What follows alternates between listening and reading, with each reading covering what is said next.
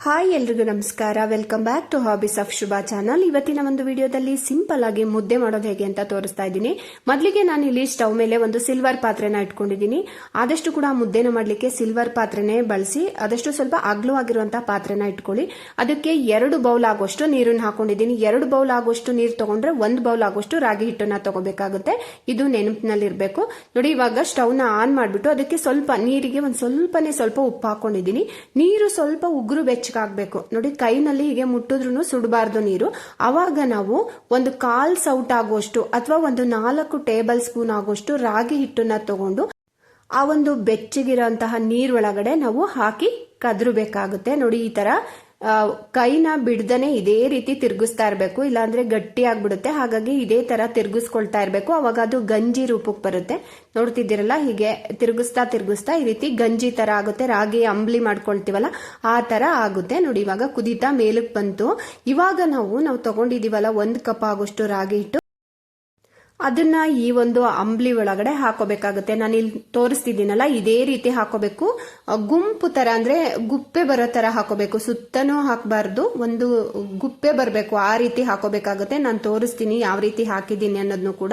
ನಾನು ಇಲ್ಲಿ ತಗೊಂಡಿದ್ದೀನಲ್ಲ 1 ಬೌಲ್ ಆಗೋಷ್ಟು ರಾಗಿಟ್ಟು, ಅಷ್ಟನ್ನು ಹಾಕೊಂಡಿದ್ದೀನಿ. ಒಂದು ಸ್ವಲ್ಪ ಉಳಿಸ್ಕೊಂಡಿದ್ದೀನಿ. ಇನ್ ಕೇಸ್ ಏನಾದ್ರು ತೆಳುವಾದ್ರೆ ಹಿಟ್ಟನ್ನ ನಾದುವಾಗ ತೆಳುವಾಯ್ತು ಅಂತ ಹೇಳಿದ್ರೆ ನೀವು ರಾಗಿ ಹಿಟ್ಟನ್ನ ಹಾಕೋಬಹುದು. ನೋಡಿ, ಈ ತರ ನೀವು ರಾಗಿ ಹಿಟ್ಟನ್ನ ಹಾಕೋಬೇಕಾಗುತ್ತೆ. ಇದನ್ನ ಮಿನಿಮಮ್ ಅಂದ್ರೂ ಒಂದು 6 ರಿಂದ 7 ನಿಮಿಷ ಕಡಿಮೆ ಫ್ಲೇಮ್ ಅಲ್ಲಿ ಬೇಯಿಸ್ಕೋಬೇಕಾಗುತ್ತೆ. ಇದೇ ಮೇಯ್ನು. ಚೆನ್ನಾಗಿ ಬೇಯಿಸ್ಕೊಳ್ಳಿಲ್ಲ ಅಂದ್ರೆ ರಾಗಿ ಹಿಟ್ಟು ಅಂಟುತ್ತೆ, ಮತ್ತೆ ಹೊಟ್ಟೆ ನೋವು ಕೂಡ ಬಂದ್ಬಿಡುತ್ತೆ. ಹಾಗಾಗಿ ಚೆನ್ನಾಗಿ ಬೆಂದಷ್ಟು ಕೂಡ ಮುದ್ದೆ ತುಂಬಾನೇ ಚೆನ್ನಾಗಿರುತ್ತೆ. ನೋಡಿ, ಇವಾಗ ಲೋ ಫ್ಲೇಮ್ ಅಲ್ಲಿ ಇಟ್ಕೊಂಡು ಬೇಯಿಸ್ಕೋಬೇಕಾಗುತ್ತೆ ಒಂದು 6 ರಿಂದ 7 ನಿಮಿಷ. ಮುದ್ದೆ ಬೇಯುವಂತ ಟೈಮ್ ಅಲ್ಲಿ ಒಂದು ಬೌಲ್ ಅಲ್ಲಿ ನಾನು ನೀರನ್ನ ತಗೊಂಡಿದ್ದೀನಿ. ಹಾಗೇನೆ ಮುದ್ದೆ ಕೋಲನ್ನ ನಾನು ಇಲ್ಲಿ ಬಳಸ್ತಾ ಇದ್ದೀನಿ. ಮುದ್ದೆ ಕೋಲ್ ಇಲ್ಲ ಅಂತ ಹೇಳಿದ್ರೆ ನೀವು ಚಪಾತಿದು ಲಟ್ಟಣಿಗೆ ಇರುತ್ತಲ್ಲ, ಅದ್ರಲ್ಲಿ ಕೂಡ ತಿರುಗಿಸ್ಕೋಬಹುದು. ನೋಡಿ, ಇವಾಗ ಒಂದು 6 ರಿಂದ 7 ನಿಮಿಷ ಮುದ್ದೆ ಚೆನ್ನಾಗಿ ಬೆಂದಿದೆ. ಇವಾಗ ನಾನು ಇಲ್ಲಿ ಮುದ್ದೆ ಕೋಲ್ನಿಂದ ಇದನ್ನ ತಿರುಗಿಸ್ಕೊಳ್ತಾ ಇದ್ದೀನಿ. ನೋಡಿ, ಲೋ ಫ್ಲೇಮ್ ಮಾಡ್ಕೊಂಡು ಇದೇ ರೀತಿ ಕೈ ಬಿಡ್ದೇನೆ ನಾವು ತಿರುಗಿಸ್ಕೊತಾ ಇರ್ಬೇಕಾಗುತ್ತೆ. ಇನ್ ಕೇಸ್ ಏನಾದ್ರು ತೆಳುವಾಯ್ತು ಅಂತ ಹೇಳಿದ್ರೆ ನಾವು ಇಟ್ಕೊಂಡಿರ್ತೀವಲ್ಲ ಹಿಟ್ಟು, ಅದನ್ನ ಹಾಕೊಂಡು ನೀವು ತಿರುಗಿಸ್ಕೋಬಹುದು. ಒಂದೇ ಒಂದು ಗಂಟು ಕೂಡ ಬರಬಾರ್ದು. ಆ ರೀತಿ ಒಂದೇ ನಾವು ಈ ತರ ನಾದ್ಕೊಳ್ತಾ ಮುದ್ದೆನ ತಿರ್ಕೋಬೇಕಾಗುತ್ತೆ. ಸ್ವಲ್ಪ ಟೈಮ್ ಹಿಡಿಯುತ್ತೆ, 1-2 ರಿಂದ 3 ಸೆಕೆಂಡ್ ವರೆಗೆ ಚೆನ್ನಾಗಿ ಈ ತರ ನಾದ್ಕೋಬೇಕು. ನಾವು ಎಷ್ಟು ಚೆನ್ನಾಗಿ ಮುದ್ದೆನ ನಾದ್ಕೊಳ್ತೀವಿ ಅಷ್ಟು ನೈಸ್ ಆಗಿ ಬರುತ್ತೆ ಮುದ್ದೆ. ನೋಡಿ, ಈ ತರ ನಾದ್ಕೋಬೇಕಾಗುತ್ತೆ. ನಿಮ್ಗೆ ಕರೆಕ್ಟ್ ಅಳತೆನಲ್ಲಿ ಹೇಳಬೇಕು ಅಂತ ಹೇಳಿದ್ರೆ, ನಾವು 2 ಬೌಲ್ ಆಗೋಷ್ಟು ನೀರನ್ನ ತಗೊಂಡಿರ್ತೀವಲ್ವಾ, ನೀರನ್ನ ಕರೆಕ್ಟ್ ಆಗಿ ಆ ಬೌಲಿನ ಎಡ್ಜಿಗೆ ತಗೊಂಡಿರ್ತೀವಲ್ವಾ, ಅದೇ ರೀತಿ ರಾಗಿ ಹಿಟ್ಟನ್ನು ಕೂಡ ಆ ಬೌಲಿನ ಎಡ್ಜ್ವರೆಗೆ 1 ಬೌಲ್ ಆಗೋಷ್ಟು ತಗೊಂಡ್ರೆ ಕರೆಕ್ಟ್ ಆಗುತ್ತೆ. ನೀವು ತೆಳುನೂ ಆಗಲ್ಲ, ಗಟ್ಟಿನೂ ಆಗಲ್ಲ, ಕರೆಕ್ಟ್ ಹದದಲ್ಲಿರುತ್ತೆ. ನೋಡಿ, ಆ ರೀತಿ ನೀವು ಮಾಡ್ಕೋಬಹುದು. ನಾನಿಲ್ಲಿ ಬೌಲಿನ ಎಡ್ಜಿನ ಮೇಲೆ ಸ್ವಲ್ಪ ಎಕ್ಸ್ಟ್ರಾ ತಗೊಂಡಿದ್ದೆ, ಸೊ ಹಾಗಾಗಿ ಜಾಸ್ತಿ ಹಾಕಬೇಕು.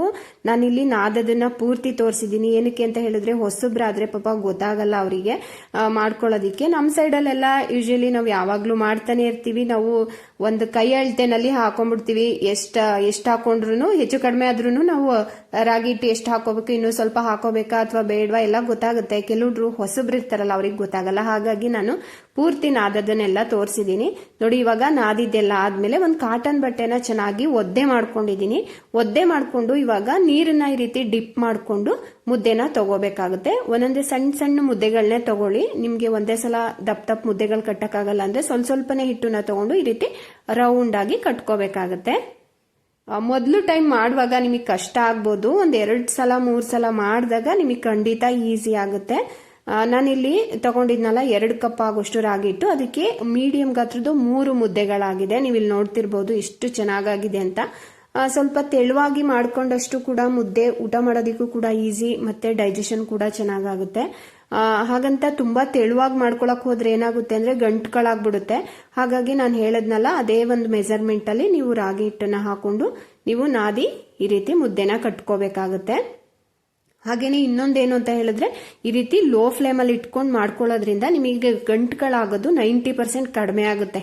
ಕೆಲವ್ರು ಏನ್ ಮಾಡ್ತಾರೆ, ಹಿಟ್ಟನ್ನ ನಾದುವಾಗ ಕೆಳಗಡೆಗೆ ಇಟ್ಕೊಂಡು ನಾದ್ಕೊಳ್ತಾ ಇರ್ತಾರೆ. ಅವಾಗ ಹೊಸಬ್ರಾಗಿದ್ರೆ ಗಂಟುಗಳಾಗ್ಬಿಡುತ್ತೆ. ಹಾಗಾಗಿ ನಾನಿಲ್ಲಿ ಯಾವಾಗ ಮಾಡ್ಬೇಕಾದ್ರೂ ನಾನು ಇದೇ ರೀತಿ ಸ್ಟವ್ನ ಲೋ ಫ್ಲೇಮ್ ಅಲ್ಲಿ ಇಟ್ಕೊಂಡೇನೆ ಮಾಡೋದು. ನೋಡಿ, ಇವಾಗ 3 ಮುದ್ದೆಗಳು ರೆಡಿ ಆಗಿದೆ. ಮುದ್ದೆಗಳು ತಣ್ಣಗಾಗಬಾರ್ದು, ಸ್ವಲ್ಪ ಹೊತ್ತು ಬಿಟ್ಟು ಊಟ ಮಾಡ್ತೀವಿ ಅನ್ನೋದಾದ್ರೆ ಒಂದು ಕಾಟನ್ ಬಟ್ಟೆನ, ಒದ್ದೆ ಬಟ್ಟೆನ ಈ ರೀತಿ ಮುಚ್ಚಿಟ್ಕೊಳ್ಳೋದ್ರಿಂದ ಸ್ವಲ್ಪನೂ ಕೂಡ ಆರಿರಲ್ಲ, ತುಂಬಾನೇ ಚೆನ್ನಾಗಿರುತ್ತೆ. ನಾವು ಎಷ್ಟೊತ್ತಿಗೆ ಊಟ ಮಾಡಿದ್ರು ಕೂಡ, ಇದನ್ನ ಬೆಳಗ್ಗೆ ಊಟ ಮಾಡಿದ್ರು ಕೂಡ ಇದೇ ಒಂದು ಹದದಲ್ಲಿರುತ್ತೆ. ಅಷ್ಟು ಸಾಫ್ಟ್ ಆಗಿರುತ್ತೆ ಮುದ್ದೆ. ನೋಡಿ, ಹೀಗೆ ಮುಟ್ಟಿದ್ರೆ ಕೈಗೆ ಅಂಟಬಾರ್ದು ಮುದ್ದೆ. ನೋಡಿ, ಕಾಟನ್ ಬಟ್ಟೆನ ಕ್ಲೋಸ್ ಮಾಡಿ ಇಟ್ಟಿದ್ದೀನಿ. ಹಾಗೇನೆ ಮುದ್ದೆ ತುಂಬಾನೇ ಒಳ್ಳೇದು ಫ್ರೆಂಡ್ಸ್. ನೋಡಿ, ಇಷ್ಟು ರಾಗಿ ಹಿಟ್ಟು ಉಳ್ಕೊಂಡಿದೆ. ನಾನು ಒಂದು ಬೌಲ್ ಆಗೋಷ್ಟು ತಗೊಂಡಿದ್ನಲ್ಲ, ಅದರಲ್ಲಿ ಸ್ವಲ್ಪ ರಾಗಿ ಹಿಟ್ಟು ಉಳ್ಕೊಂಡಿದೆ. ನಾನಿಲ್ಲಿ ಬೌಲಿನ ಎಡ್ಜಿಗಿಂತ ಸ್ವಲ್ಪ ಜಾಸ್ತಿ ರಾಗಿ ಹಿಟ್ಟನ್ನ ತಗೊಂಡಿರೋದ್ರಿಂದ ಸ್ವಲ್ಪ ಹೆಚ್ಚಾಗಿದೆ. ನೀವು ಕರೆಕ್ಟ್ ಆಗಿ ಆ ಬೌಲಿನ ಎಡ್ಜಿಗೆ ತಗೊಂಡು. ಒಬ್ರು ಕೇಳಿದ್ರು ಉಮಾ ಅಂತ ಹೇಳ್ಬಿಟ್ಟು, ಅವ್ರಿಗೋಸ್ಕರನೇ ನಾನು ಈ ಒಂದು ರೆಸಿಪಿನ ಮಾಡಿದೆ. ಹಾಗೇನೆ ನಿಮ್ಗೆ ಏನಾದ್ರೂ ಮಾಡ್ಲಿಕ್ಕೆ ಬರ್ಲೇ ಇಲ್ಲ ಅಂತ ಹೇಳಿದ್ರೆ, ನೀವು ರಾಗಿ ಗಂಜಿ ಮಾಡೋದು ತೋರಿಸಿದ್ನಲ್ಲ, ಒಂದ್ 4 ಟೇಬಲ್ ಸ್ಪೂನ್ ಆಗುವಷ್ಟು ರಾಗಿ ಹಿಟ್ಟನ್ನ ಹಾಕ್ಬಿಟ್ಟು ಬೆಚ್ಚಗಿರುವಂತ ನೀರಲ್ಲಿ ಕದ್ರು ಬಿಟ್ಟು ಅದನ್ನ ಕುದಿಸ್ಕೊಂಡು ಬೆಳಗ್ಗೆ ಎದ್ದು ಖಾಲಿ ಹೊಟ್ಟೆನಲ್ಲಿ ನೀವು ರಾಗಿ ಗಂಜಿ ಕೂಡ ಕುಡಿಬಹುದು. ಹಾಗೆಯೇ ಈ ಒಂದು ರಾಗಿಯ ಯೂಸಸ್ ತುಂಬಾನೇ ಇದೆ ಫ್ರೆಂಡ್ಸ್. ರಾಗಿ ಮುದ್ದೆ ಮೂಳೆಗಳನ್ನ ಬಲಪಡಿಸುತ್ತೆ, ಕೊಲೆಸ್ಟ್ರಾಲ್ನ ನಿಯಂತ್ರಿಸುತ್ತೆ, ಹಾಗೆಯೇ ರಕ್ತಹೀನತೆಯನ್ನ ನಿವಾರಿಸುತ್ತೆ, ಮತ್ತೆ ಜೀರ್ಣಕ್ರಿಯೆಗೆ, ಹಾಗೆಯೇ ವೆಯ್ಟ್ ಲಾಸ್ ಮಾಡ್ಕೋಬೇಕು ಅಂದ್ರೂ ಈ ರಾಗಿ ತುಂಬಾನೇ ಒಳ್ಳೇದು. ಹಾಗೆಯೇ ರಕ್ತದಲ್ಲಿ ಸಕ್ಕರೆ ಮಟ್ಟ ಕೂಡ ಕಂಟ್ರೋಲ್ ಮಾಡುತ್ತೆ, ಮತ್ತೆ ಹೃದಯದ ಆರೋಗ್ಯ ಕೂಡ ಕಾಪಾಡುತ್ತೆ, ಹಾಗೆಯೇ ಚರ್ಮದ ಆರೋಗ್ಯ. ಆಮೇಲೆ ಇದರಲ್ಲಿ ಎಲ್ಲಾ ಪೋಷಕಾಂಶಗಳು ಇರೋದ್ರಿಂದ ದೇಹವನ್ನ ಶಕ್ತಿಯುತವಾಗಿ ಇಡುತ್ತೆ. ಮತ್ತೆ ಹಾಲುಣಿಸುವಂತ ತಾಯಂದಿರಿರ್ತಾರಲ್ಲ, ಅವ್ರಿಗೆ ಹಾಲು ಹೆಚ್ಚಾಗಿ ಬರಬೇಕು, ಹಾಲು ಉತ್ಪಾದನೆ ಆಗಬೇಕು ಅಂತ ಹೇಳಿದ್ರು ಕೂಡ ಮುದ್ದೆ ಮಾಡ್ಕೊಂಡು ಊಟ ಮಾಡಿದ್ರೆ ತುಂಬಾನೇ ಚೆನ್ನಾಗಿ ಹಾಲು ಕೂಡ ಬರುತ್ತೆ.